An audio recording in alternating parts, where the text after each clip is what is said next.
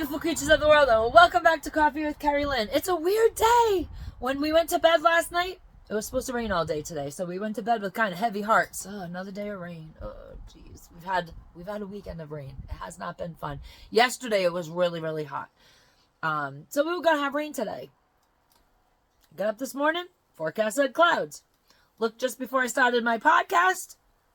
Sunny, 70 degrees. The old adage for Aroostook County stands, ladies and gentlemen, beautiful creatures of the world. If you are in the far north of Maine, up along the Canadian border, in the crown of Maine, and you don't like the weather, wait a minute. It's gonna change, and it is. I hope you guys are having a nice, warm, sunny, balmy summer day wherever you are. We have the windows open here because I just have to.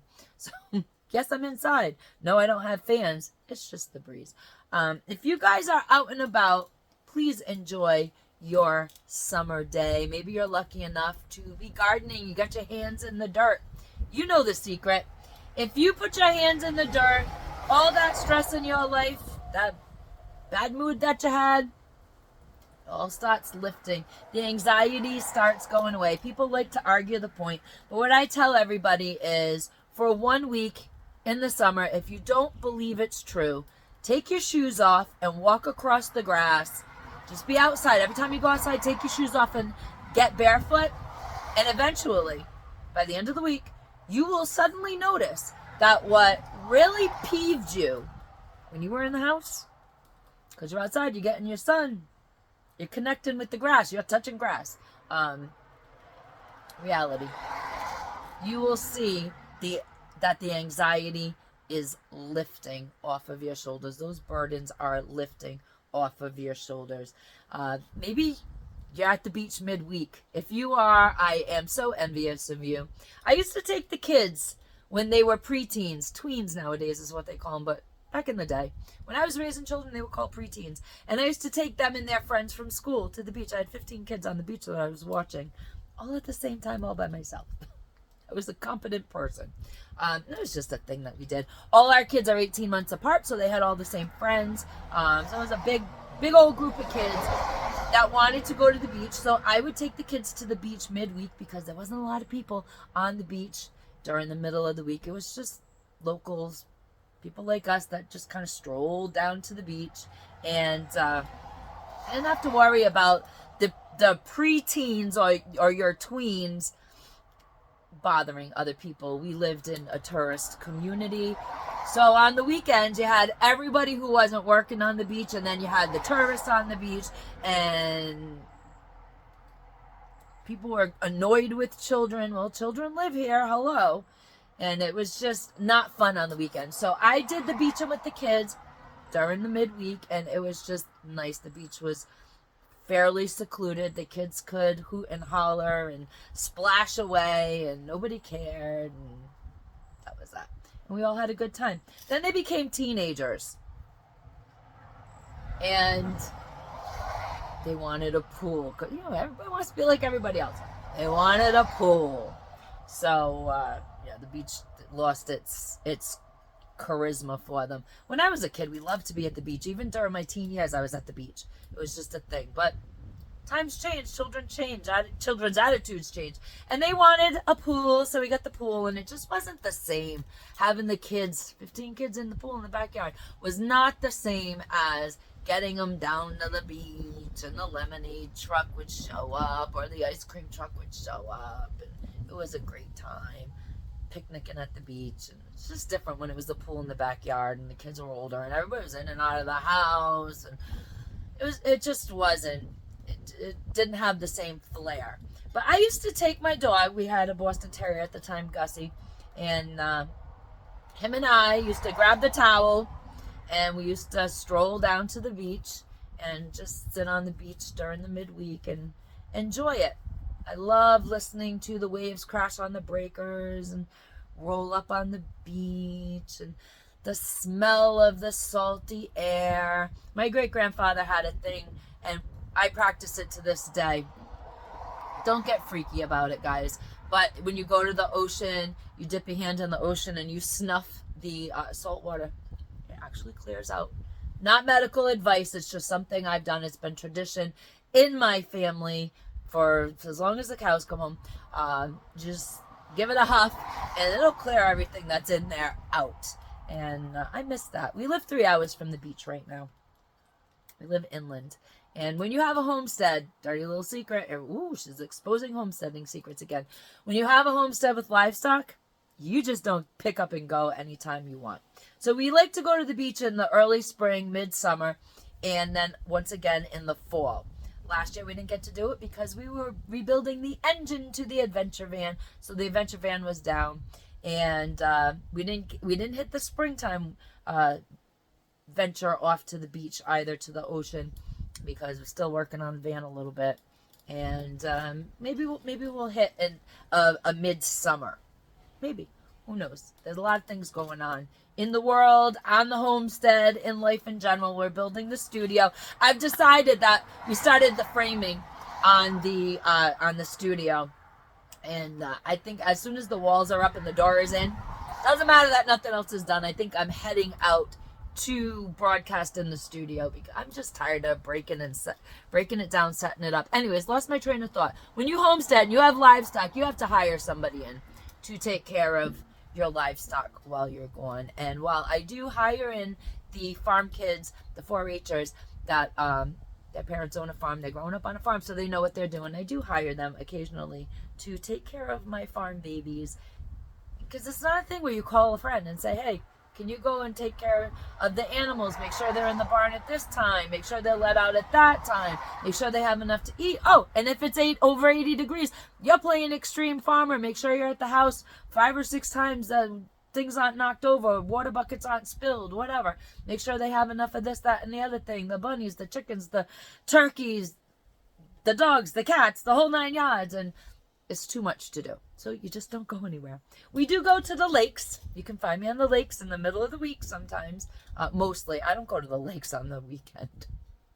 They're crazy out there. Once again, the lakes have tourists. And they have the summer people that can only get out onto the lake on the weekend. And it's usually hopping out on the lakes during the summer on the weekend. So I avoid all that. And I go midweek where things are much calmer, and you can just kind of enjoy yourself. You can just sit there, watch the little kids play on the beach, and watch the mothers yell at the kids, come on over, have your peanut butter and jelly sandwich. And you always meet somebody on the beach that you know, so it's a good time. And that's what we do. We go to the lake midweek where there's not a lot of congestion, and you're not gonna, attitudes aren't gonna flare in the heat, and we hang out on the lake. And we're happy. That's what life is up here. It's being outdoors and being happy. Ladies and gentlemen, beautiful creatures of the world, let's talk about the great debate that is not going to be live streamed on people's channels with commentary. CNN made the rules. They made the regulations. They posted them. And small channels like us do not want a strike, a copyright strike. Don't want my channel taken down. Don't want my channel nuked. And unfortunately, looks like they're playing hardball with it. I mean, even Turning Point, they asked permission. Independent media does not have the permission of CNN to live stream the debate, which would simply be putting their debate onto the screen while you run commentary in real time. They don't want that happening. And they're going to sue the pants off of everybody. There you go. So don't try it. That's what they're telling people. And Turning Point, they specifically asked permission to do this, and we're told no. So they're going, I guess, behind a paywall is what the rumor was. So Turning Point is going to go behind a paywall so they can run commentary on the stream. We have other bigger independent news media moguls that are going to attempt to run the live stream because they're screaming fair use. And it is a fair use issue. And I commend all the big independent media channels that are going to try to buck the system. They've been in contact with Elon Musk. Elon said, go for it. But who knows? Who knows with that? Things change. When a corporation threatens to sue another corporation, things might be taken down. Strikes might be had. YouTube is in compliance and in agreement with CNN. So the YouTube channels will get the strike. You will get the strike if you attempt to pull any shenanigans on YouTube. They're putting stuff, broadcasting simultaneously on X and on the Mean Green Freedom of Speech machine. They're going to broadcast simultaneously over there, the big independent media people, and see what happens. That Mean Green Free Speech machine has not said that they're going either way with this. Nobody knows what's going to happen over there. And yeah, those independent media companies are wealthy enough at this point that they can fight for fair use. And I know that they are asking and they are begging all independent media channels, big and small, to join them and do it anyways. Defy the man. And that's all well and good. But once again, when you are a very small channel and you are doing good things on your channel and you're getting good information out on your channel. Here we did a thing on urban gardening, how to contain a garden and get a yield to put on your table and to can. You can do it. Yes, you can. Even if you live in the city, you can plant your fruits and vegetables in buckets, put it on your balcony, and you too can actually benefit from growing your own garden financially. You'll be buying less at the store, and you might be able to even get enough buckets on your balcony or your back porch, or even in a small section of your garden. Maybe you're a renter, you rent a house, but the landlord said, you ain't tearing up this lawn. You can put all your stuff in buckets and grow a complete garden. People have 80, 90, 100, 150 buckets because their soil is whatever. It just isn't workable for them. And they do bucket planting, and they yield enough to preserve for their personal use. So, I'm doing a series on backyard foraging. What you think is weeds, I call medicine, and we're doing that, and we do off-grid living, and we do questions about homesteading, and we show you what we do here. I don't consider myself to be anybody who teaches anybody anything, but I do tell you what we do on the homestead, what works for us, and maybe if you apply it to your homestead, it'll work for you. Maybe you need to modify what we do a little bit and it works for your homestead. I don't consider myself a teacher. I just have a little extra knowledge, is what I like to call it, about the old ways, and I talk about it here, and I really don't want to see my channel nuked for that. So CNN's pulling copyright. Fox is broadcasting. Fox has permission to simulcast, and people are now saying, well, why don't you stream the Fox? Because we don't know, because CNN is going after everybody, and YouTube is in compliance with CNN. They're in agreement, and what we are allowed to do is run commentary after the fact, and podcasts are allowed to take 3-minute clips. So you can break the debate down into 3-minute clips and run 3-minute segments at a time on your podcast, provided, with your commentary, provided you give credit for every single clip you use to CNN. You screw it up once and they're coming after you. Like I said, small channels, we can't have the strikes against the channels. We can't have the lawsuits, because people are saying CNN's threatening to sue people into oblivion if they take that podcast and run it behind a paywall even, and they catch wind of it. So we're just not doing it. There are certain times when you go against the system, and there are certain times when, for the greater benefit, you comply, you fall in line. We're not happy about it here on the homestead, and we've had a lot of discussion about should we buck the system. People don't know about me. I've been bucking the system a long time. I have. It started in high school. The teachers had a strike in my high school. It was my junior year. Come back, had to go to school in the summer, so we all decided, group of us, we were going to impose a strike because why they struck. We had to go to school 2 weeks in the summer. My mother told me, my mother's going to laugh when she has this. My mama told me, I can participate in the strike provided I didn't get in trouble, because she had to work. So I better not get in trouble. There better be no controversy with me doing participation in the student strike. Wouldn't you know it, my ass was hauled in the principal's office and I had to call my mom. Yeah, I got detention. For 2 friggin' weeks I got detention, and it was just, but nope, my mother had to drive 35 minutes to the school to pick me up. And, you know, my mouth was running in the principal's office, and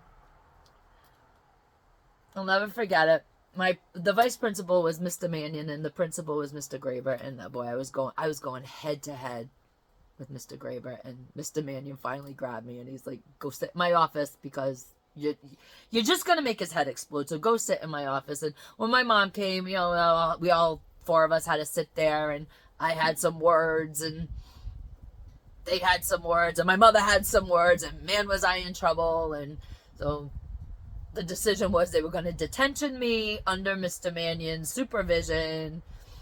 And he said to my mother, he's like, listen, I know there's still half a school day left. She's not getting suspended. I sweet talked my way out of that. She's not getting suspended, but he wants to. Mr. Graber wants to suspend her. But we're not going to suspend her, but you need to take her home for the rest of the day before he kills her. I just wouldn't stop. We had rights. I exercised them. Freedom of speech. That's when I learned there was no freedom of speech. There was no authority. It was all tyranny. Even back then. It was all tyranny. There was no, there was no peaceful protesting. I learned early. I learned young. About a lot of things. I saw a lot of crazy things in the world that I was told existed that really didn't exist. So I've been doing this a long time, ladies and gentlemen, beautiful creatures of the world, and I've been accused of being a conspiracy theorist for the last 25 years of my life. I'm a truth teller, because it turns out everything I thought was a conspiracy theory was actually the truth. So anyways, long story short, we're not going to buck the system, because I do like my YouTube channel. And because I'm not getting guarantees anywhere else, whether it's on X at Coffee with Kerri or on the mean green freedom of speech machine over there. Begins with R, rhymes with crumble. I'm not getting no guarantees of protection over there. So we are going to do, we're going to play the fair way, because the way that that's not the fair way, because there is a big fight for fair use, and we all should be fighting that fight. But I have to take a back seat, because my channel is too small. My podcast is too small. And that's that. And I don't like it. But it's what we're going to do. We're going to play by the CNN rules. We're not going to poach the Fox broadcast either, because it's all under probably the same algorithm. I don't know. And they'll discover you, and I can't do anything sneaky or anything like that, because quite frankly, I get caught every single freaking time. Just the way it is. All my friends would sneak out at night. I'd get caught. I'd get caught in the attempt. I wasn't good at. I'm not good at telling lies. And I'm not good at being sneaky. And those are just 2 of my lovely traits and qualities that I have. And it's just the way it is. So I'm going to play ball. I'm going to play by the rules as far as the CNN thing goes. And, I'm sad, because it is the greatest debate in our history. We live in interesting times. And it is the first time that a sitting president is going to debate a former president for the future presidency, and we will not be able to broadcast it. But we will do it after the fact, because CNN is claiming their proprietary rights, and like everything else, it's Banana Republic, and they're gonna chop and channel and clip, and they're gonna have time delays, and I really do wish, with all the shenanigans going on, President Trump offered to take a drug test, and I really do wish that the Biden administration had taken him up on that offer to be drug tested before the debate, because I really want to know what kind of goofballs Joe Biden is on, because I want some on those days that I got that little bit of brain fog. Whatever they given him could benefit a lot of people, couldn't it? If you trust, those kind of corporations. But I would really like to know what he's hopped up on. They have him in Camp David for the week until the debate, because they're just adjusting his sleep schedule and adjusting his alleged medical care schedule. Take the dang drug test. I just want to know what the hell, allegedly, what kind of goofballs that man is on. Ladies and gentlemen, beautiful creatures of the world, speaking of goofballs, I have decided, because it blew everybody's mind, that I read the list of senators that want to send your daughters through a draft to the war. And they are Senator Jack Reed, Democrat, Rhode Island. Senator Jeanne Shaheen, Democrat, New Hampshire. Senator Kirsten E. Gillibrand, Democrat, New York. Senator Richard Blumenthal, Democrat, Connecticut. Senator Mazie K. Hirano, Democrat, Hawaii. Senator Tim Kaine, Democrat, Virginia. Our own Angus King, Senator Angus King, Independent, Maine. Senator Elizabeth Pocahontas Warren, Democrat, Massachusetts. Senator Gary C. Peters, Democrat, Michigan. Senator Joe Manchin III, Democrat, West Virginia. Senator Tammy Duckworth, Democrat, Illinois. Senator Jackie Rosen, Democrat, Nevada. And pulling up the rear is Senator Mark Kelly, Democrat, Arizona. Ladies and gentlemen, beautiful creatures of the world, those are the names of the sluts for war that want to send your daughters via the draft into World War III. Ladies and gentlemen, beautiful creatures of the world, carpe diem, because no one promised you a tomorrow.